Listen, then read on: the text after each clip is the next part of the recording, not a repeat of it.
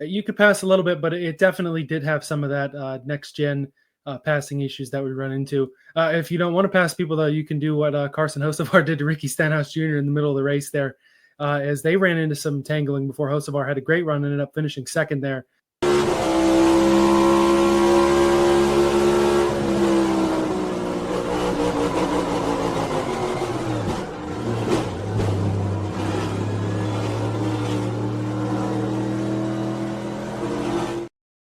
Yeah, there we got the timing of it worked out great. Last second addition there, Seth bringing in that clip, because it really shows kind of what happened during the race. And we saw a few different times cars would just get loose on the bottom. I mean, we saw Alex Bowman and Noah Gragson crash out of the race from sort of a similar move there. But Hocevar, just kind of a deal where it looked like he sent it in and kind of got into the 47.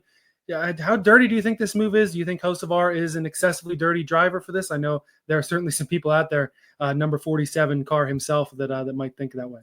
I'm gonna be honest. I think Hocevar, like I've been known to call a spade, whether that was Kyle Larson, having some questionable moves, you could say, earlier this season on a super speedway against Austin Cindric, or whether it was Austin Cindric dumping Ty Dillon at a road course earlier this year. Like I would usually call it how I see it. I think this one isn't as black and white though as everyone's making out to be. Like, let's not forget that Ricky Stenhouse Jr.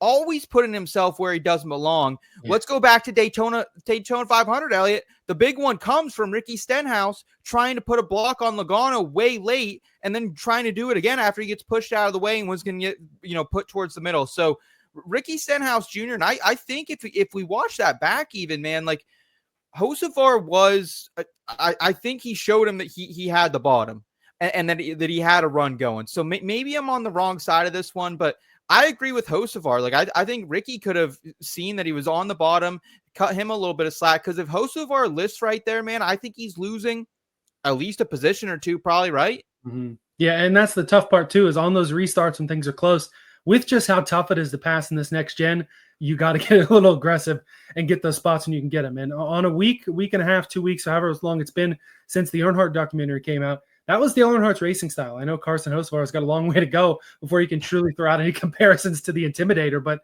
he's sort of the modern day Intimidator, the way he races. And to be honest with both of these guys, if you're looking at from the outside looking in, it's tough to feel sympathy for either one of these, because Hocevar, it's far from the first time he's put himself in the situation. And Ricky Stenhouse has the nickname Ricky Spinhouse for a reason. They both ran into these deals before. I think it's fair racing, and I think it's completely fair if Ricky, next time he races the 77, a little bit into him. I think that's totally fair too.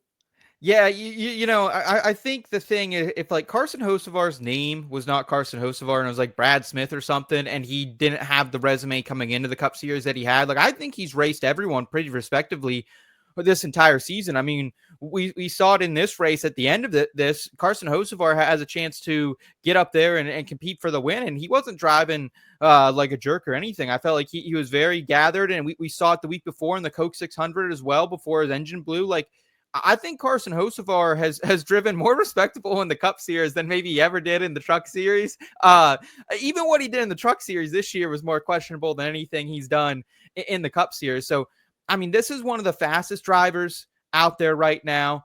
I don't want to see this guy lose his edge. And, he was talking to some bigwigs up at Hendricks at the end of this race. So I know that put a little bit of a sweat into you Alex Bowman fans there, Elliot.